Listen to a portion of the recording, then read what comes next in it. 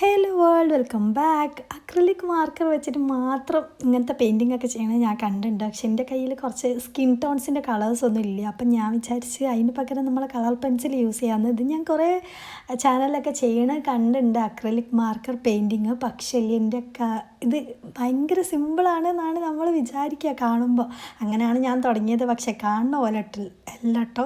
ആ സിമ്പിളെന്ന് വിചാരം മാത്രമേ ഉള്ളൂ. അത് വെറും തോന്നലാണ്, സിമ്പിളല്ല. നല്ല കഷ്ടപ്പാടുണ്ട്. ഇത് കളറൊക്കെ ഒന്ന് സെറ്റാക്കി വരാൻ കുറച്ച് പണിയുണ്ട് കേട്ടോ.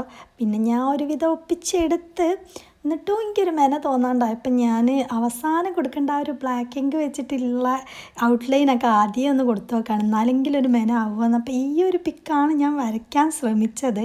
പക്ഷെ ആ ഒരു പിക്കിന് എത്രത്തോളം ഞാൻ നീതി പുലർത്തിയിട്ടുണ്ടെന്ന് എനിക്ക് അറിയില്ല. അപ്പോൾ നിങ്ങൾക്ക് ഇത് ഇഷ്ടമായിട്ടുണ്ടെങ്കിൽ ഒന്ന് കമൻറ്റ് ചെയ്ത് പറയാം.